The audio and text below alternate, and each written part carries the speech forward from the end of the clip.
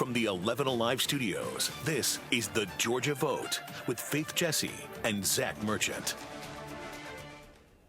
Well, good Sunday morning, everyone. It is another big day in Georgia and a big win for Governor Kemp. This week, Georgia lawmakers passed a bill, SB 68, referred to by many as tort reform, which is essentially a bill to change civil jury awards. That's right. So this is Governor Kemp's signature legislation. It would limit jury awards and lawsuits. Now, supporters say that it will limit large financial awards and stop frivolous litigation. Opponents say it hurts victims of crimes like sex trafficking by preventing legitimate lawsuits.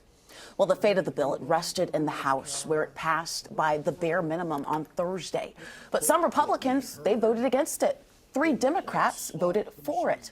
And after it passed the House, I asked 11 Alive political reporter Doug Richards how it happened.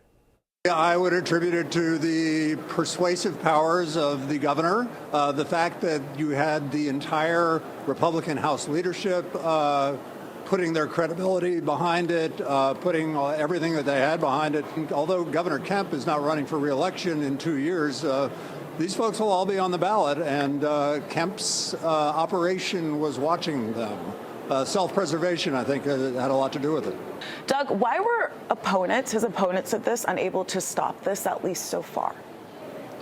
Well, it certainly wasn't for lack of trying. There were very poignant moments here in the Capitol where victims of sex trafficking had lobbied against the bill, and then Republicans rewrote the bill with a carve-out for victims of sex trafficking, excluding other victims who are under similar circumstances where lawsuits would be filed. It was noted by many Democrats that there was some incongruity to that particular exception that was made for these victims, but not these victims. There were only 3 Democrats who voted in favor of the bill. One was a guy from Savannah named Carl Gilliard, a Democrat who easily won re-election last year. One was Michelle Au. It's a bit of a swing district that she's in Johns Creek. And then the third one is a Democrat named Mac Jackson, who is from Sandersville, which is sort of in between Savannah and Augusta and Macon. And he won re-election by only 50 votes. He's basically in a Republican district. Republicans have tried to flip him to become a Republican, and he continues to caucus with the Democrats, but he's been very independent-minded. You know, it's an unruly place, the legislature sometimes, and it's hard to herd all the cats into the places where the leadership wants.